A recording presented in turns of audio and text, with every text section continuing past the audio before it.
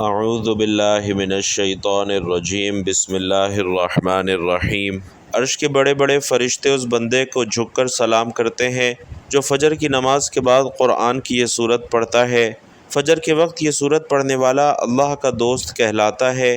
ناظرین، آپ نے کبھی سوچا ہے کہ فجر کی نماز کے بعد جب دنیا سو رہی ہوتی ہے تو اللہ کے عرش کے فرشتے کس کی تلاوت سننے کے لیے جاگتے ہیں؟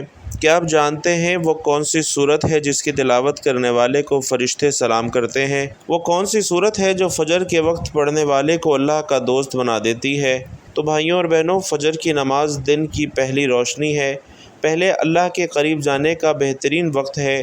نبی کریم صلی اللہ علیہ وسلم فرماتے ہیں کہ فجر کی نماز میں دن اور رات کے فرشتے جمع ہوتے ہیں۔ یہ وہ وقت ہے جب اللہ کی رحمتیں نازل ہوتی ہیں اور فرشتے ہمارے ایمان کا مشاہدہ کرتے ہیں۔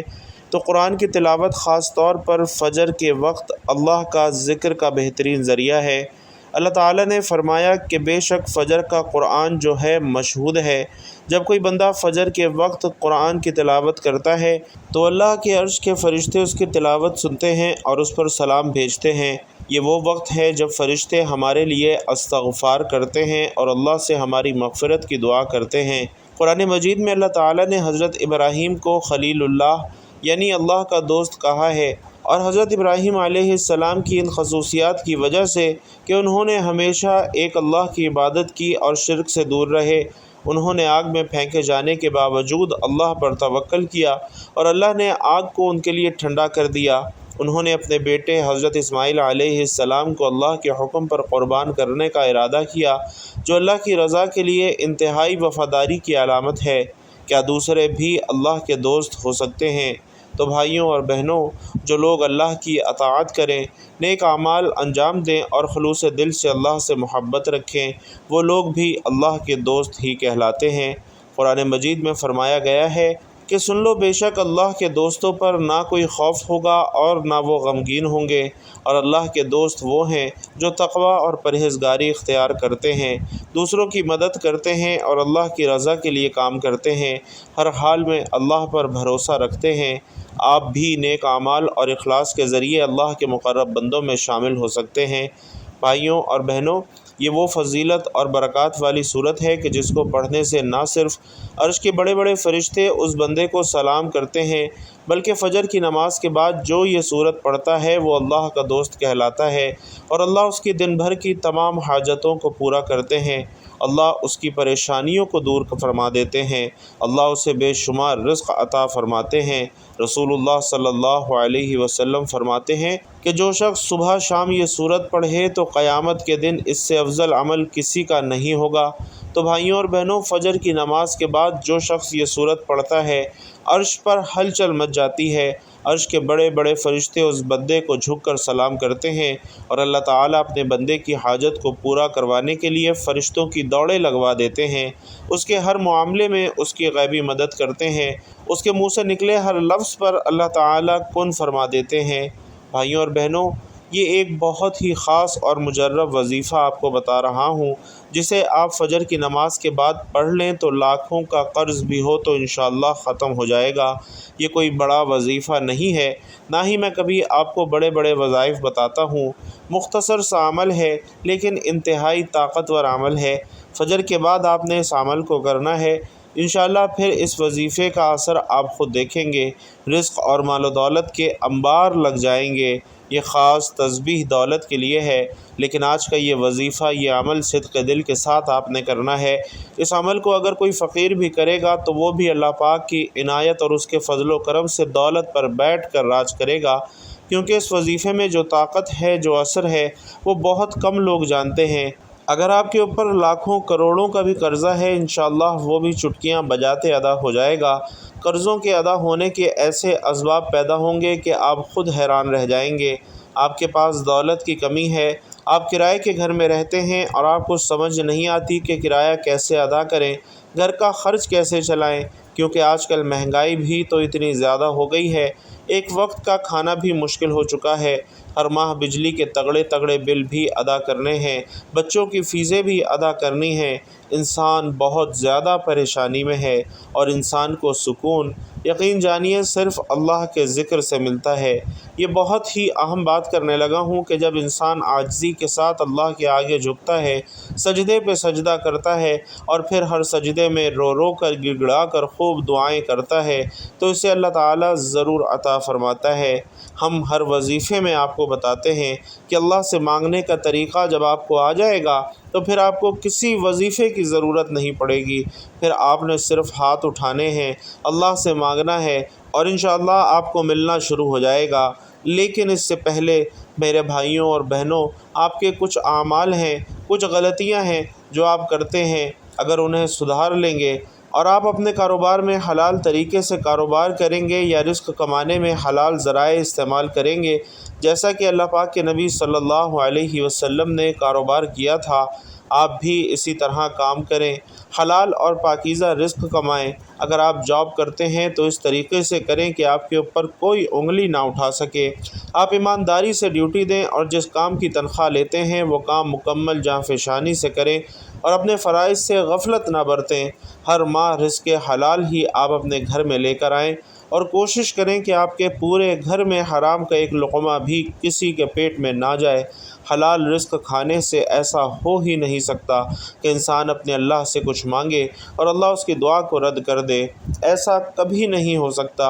اور یہ جو وظیفہ ہے، جب یہ وظیفہ کوئی بھی بندہ پڑھتا ہے تو اس وظیفے سے اس کے پاس بے حساب دولت آتی ہے۔ یہ سورت پڑھنے والا اللہ تعالیٰ کا دوست کہلاتا ہے۔ ناظرین، یہ ساری نعمتیں جو ہیں، ساری برکتیں حلال رزق میں پوشیدہ ہیں اور اللہ پاک کا شکر ادا کرنے میں رکھی ہیں، تو کوشش کیا کریں کہ کثرت سے اللہ پاک کا شکر ادا کیا کریں۔ انشاءاللہ آپ دیکھیے گا کیسے آپ کے وارے نیارے ہو جاتے ہیں۔ اگر آپ کے اوپر قرض ہے، آپ نے سود پر قرضہ لیا ہوا ہے، تو سب سے پہلے اللہ پاک سے معافی مانگیں، کیونکہ سود بھائیوں اور بہنوں حرام ہے اور اللہ پاک سے کھلی جنگ ہے۔ اللہ سے جنگ کون کر سکتا ہے؟ جو بندہ اللہ سے جنگ کرنے کا سوچے گا وہ دونوں جہانوں میں مارا جائے گا، وہ دنیا میں بھی ذلیل اور رسوا ہوگا اور آخرت میں بھی ذلیل اور رسوا رہے گا، جہنم کے انتہائی نچلے گڑھے میں اسے پھینکا جائے گا۔ تو آپ نے سب سے پہلے سود کے کاموں سے توبہ کرنی ہے، جھوٹ سے توبہ کرنی ہے، غیبت اور چغلی سے توبہ کرنی ہے، اور یہ واضح رکھیں کہ صرف توبہ نہیں کرنی بلکہ اس توبہ پر قائم بھی رہنا ہے۔ اور سب سے اہم بات جو ہے وہ آپ اپنے رشتہ داروں سے اگر قطع تعلقی میں ہیں تو فوراً اپنے معاملات ان کے ساتھ درست کیجیے۔ یہ مت دیکھیے کہ غلطی آپ کی ہے یا نہیں۔ اگر آپ صلہ رحمی کریں گے، دیکھیے گا کیسے اللہ پاک آپ کے اوپر اپنا فضل و کرم نازل فرمائے گا، آپ کے اوپر اللہ پاک اپنا کرم فرمائے گا۔ رشتہ داروں کے ساتھ آپ نے اچھا سلوک کرنا ہے، اس کے ساتھ تعلقات جوڑنے کی کوشش کرنی ہے، یہ نہیں دیکھنا کہ اس نے یہ کہہ دیا تھا اور یہ کر دیا تھا۔ آپ عاجزی اختیار کریں، کیونکہ جو عاجزی اختیار کرے گا اسے پھل ملے گا۔ جب آپ کبھی بلندی پر چڑھتے ہیں تو آپ کو پتہ ہونا چاہیے کہ جب بھی انسان بلندی پر چڑھیں گے تو اسے جھکنا پڑے گا، آپ سیدھے کھڑے ہو کر بلندی پر نہیں چڑھ سکتے، اور جب آپ نے نیچے اترنا ہوتا ہے تو آپ کو سیدھا ہونا پڑتا ہے، اس وقت آپ کو ایسے سینہ تان کے نیچے اترنا پڑتا ہے، آپ پھر ہی نیچے اتر سکتے ہیں۔ تو اپنے اندر عاجزی اختیار کیجیے، اور آج کا جو وظیفہ ہے اس کی ترتیب بھی آپ نے اچھی طریقے سے سمجھ لینی ہے، میری باتوں پر بھی آپ نے عمل کرنا ہے۔ تو جب فجر کی نماز ادا کر لیں، آپ نے کوشش کرنی ہے کہ وہیں اسی جگہ پر بیٹھ جائیں۔ مردوں نے کوشش کرنی ہے کہ وہ مسجد میں جا کے جماعت کے ساتھ نماز ادا کریں، عورتوں نے گھر میں نماز ادا کرنی ہے۔ اگر آپ کو ٹائم نہیں ملتا یا آپ نے کہیں جانا ہوتا ہے تو آپ عشاء کی نماز کے بعد یا سونے سے پہلے بھی اس وظیفے کو کر سکتے ہیں، لیکن فجر کی نماز کے وقت کرنا زیادہ بہتر رہے گا۔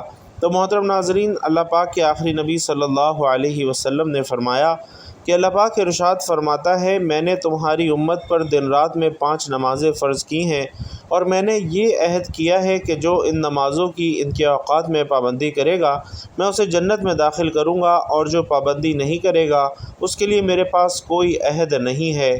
اللہ پاک قرآن کریم میں ارشاد فرماتا ہے، رب کو سراہتے ہوئے اس کی پاکی بولو، سورج چمکنے سے پہلے اور اس کے ڈوبنے سے پہلے نماز فجر ادا کر لو۔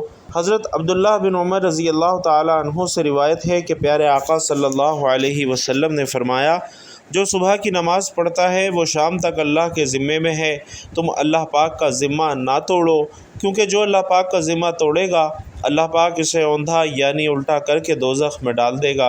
اور حضرت سلیمان فارسی رضی اللہ تعالیٰ عنہ سے روایت ہے کہ اللہ پاک کے آخری نبی صلی اللہ علیہ وسلم کا فرمان ہے، جو صبح کی نماز کو گیا ایمان کے جھنڈے کے ساتھ گیا، اور جو صبح بازار کو گیا ابلیس یعنی شیطان کے جھنڈے کے ساتھ گیا۔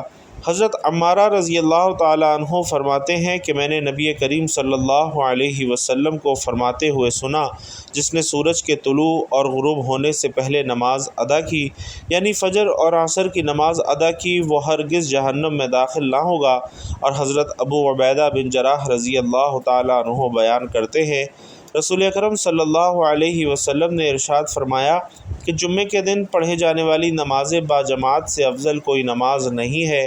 میرا گمان ہے کہ تم میں سے جو اس میں شریک ہوگا اس کے گناہ معاف کر دیے جائیں گے۔ سرکار مدینہ صلی اللہ علیہ وسلم نے یہ بھی ارشاد فرمایا کہ جس نے 40 دن فجر اور عشاء کی نماز باجماعت پڑھی، اس کو اللہ پاک 2 آزادیاں عطا فرمائے گا، ایک نار یعنی آگ سے اور دوسری نفاق یعنی منافقت سے۔ بھائیوں اور بہنوں، نماز جنت کی چابی ہے۔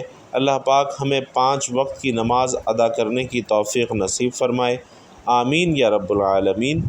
بھائیوں اور بہنوں، جو فجر اور عصر کی نماز شوق سے پڑھتا ہے، اللہ پاک اس کے لیے باقی نمازیں پڑھنا آسان کر دیتا ہے۔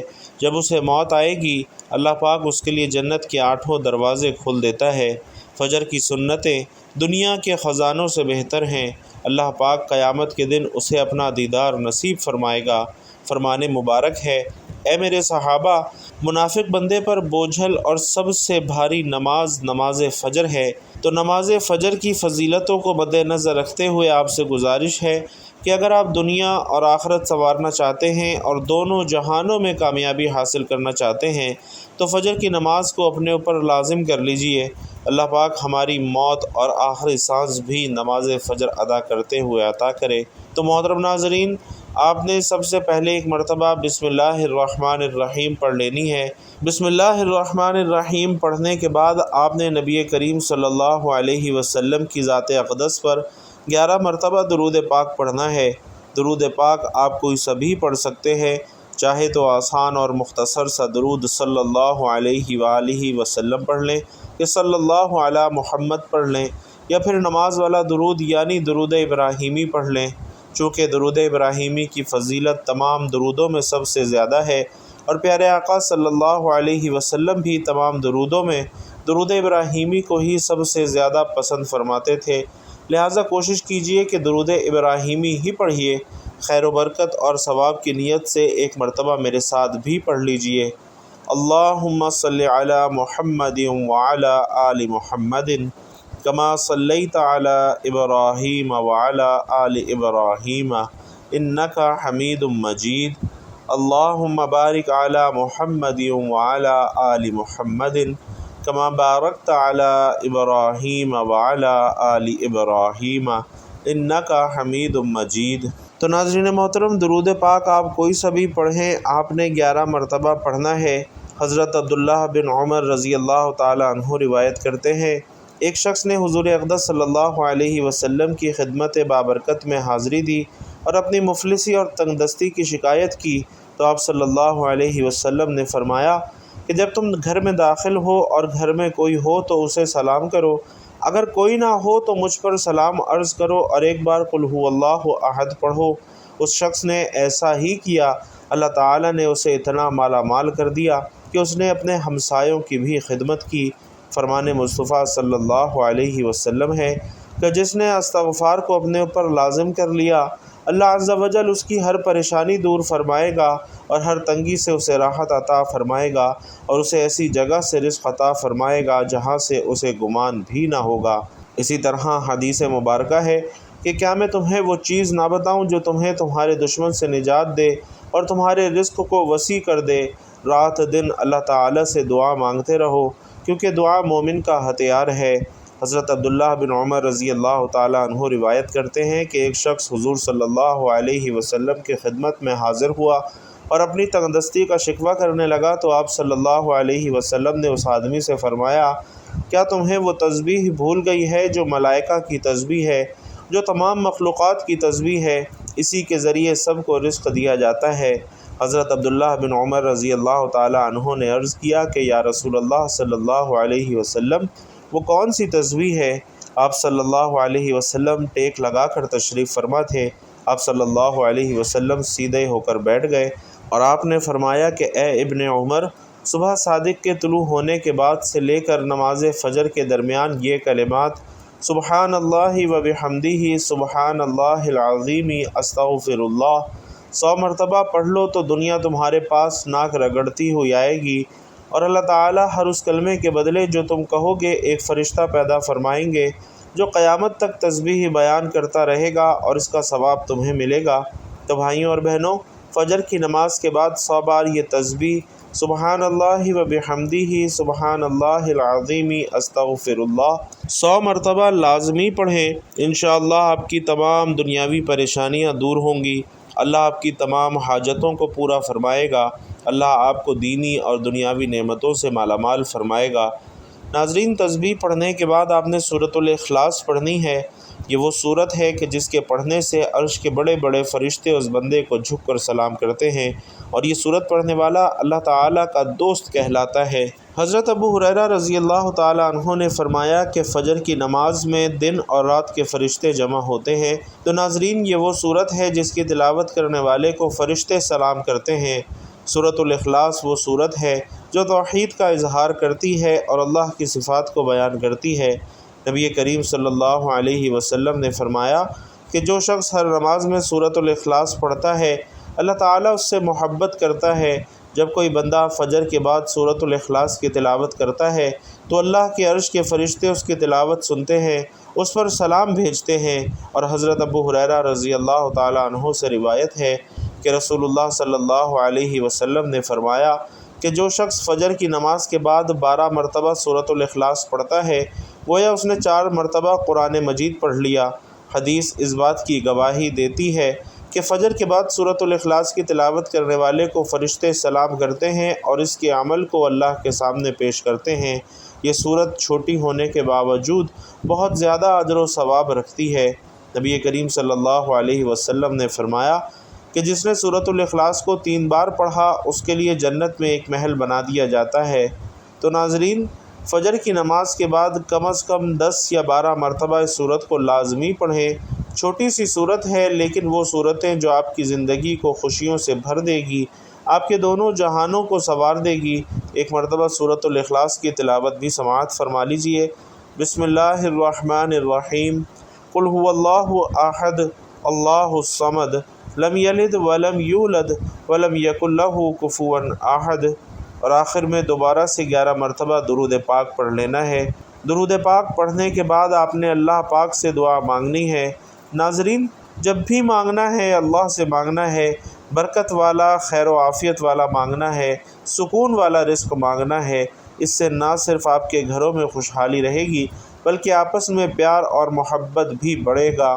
ہر بندہ دن رات زیادہ سے زیادہ پیسے کمانے کے چکر میں بہت سے راستے اختیار کرتا ہے، تو کوشش کریں کہ آپ نے مختصر راستہ اختیار نہیں کرنا بلکہ اپنے کام پہ آپ نے مکمل توجہ دینی ہے، رزق حلال کمانا ہے، محنت کرنی ہے۔ اس سے اللہ پاک آپ کے اوپر ڈھیروں برکتیں اور رحمتیں نازل فرمائے گا۔ اور بھائیوں اور بہنوں، کوئی بھی وظیفہ نماز کے بغیر مکمل نہیں ہوتا، تو آپ نے 5 وقت کی نماز لازمی ادا کرنی ہے اور حسب توفیق صدقہ اور خیرات بھی دینا ہے۔ اللہ تبارک و تعالی سے دعا ہے کہ ہم سب کو نیکی کی بات سننے، سمجھنے اور اس پر عمل کرنے کی طاقت اور توفیق مرحمت فرمائے۔ میرا سنانا اور آپ کا سننا اپنی بارگاہ میں قبول و منظور فرمائے۔ جو مانگ سکے وہ بھی عطا فرمائے، جو نہ مانگ سکے وہ بھی عطا فرمائے۔ آمین یا رب العالمین۔ ناظرین محترم، آخر میں آپ سے گزارش ہے کہ ویڈیو پسند آئی ہو تو کمنٹ باکس میں 1 مرتبہ جزاک اللہ ضرور لکھتے جائیے گا۔ اللہ سبحانہ و تعالی آپ سب کا حامی و ناصر ہو۔ آمین یا رب العالمین۔